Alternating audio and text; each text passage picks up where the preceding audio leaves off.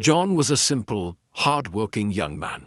He spent his days working under the hot sun on a farm. He was honest, kind, and always did his best.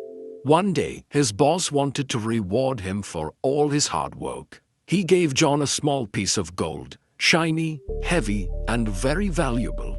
John couldn't believe it. He felt like the luckiest man in the world. He thought, "My life is finally going to change." With a heart full of hope, he started walking back to his village, dreaming about everything he could do with that gold.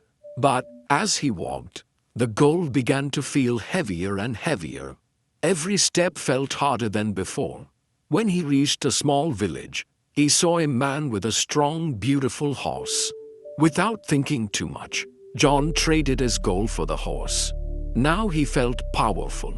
He rode proudly, feeling like a king. But his happiness didn't last long. The horse was wild and ran too fast. John fell off and hit the ground hard. He was in pain, bruised and tired.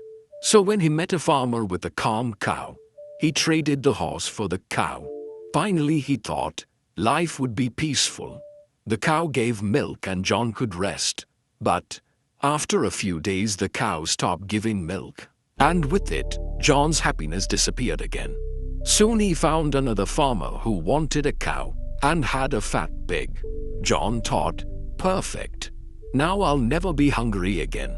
But the pig was loud, dirty, and smelled terrible. John couldn't sleep at night because of the noise. So when he met a man with a beautiful white goose, he traded again. The goose was quiet, clean, and graceful. For the first time in a long while, John felt calm. A little later, he came across a man sharpening knives with a grinding stone. John had never seen something like that before. He thought, "With this stone, I can start my own work. I can travel, help people, and earn money." Excited, he traded his goose for the stone and kept walking with it in his pocket. He was already imagining his new life, people lining up to pay for his sharpening services.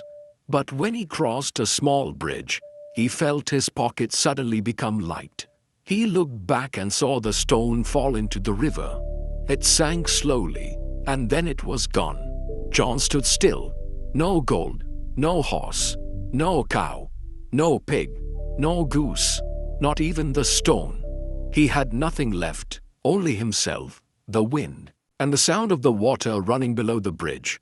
Most people would have cried. Most would have been angry or hopeless. But John did something unexpected. He smiled. Then he started to laugh, and soon he was dancing on the side of the road, as if he had just received the greatest gift in the world.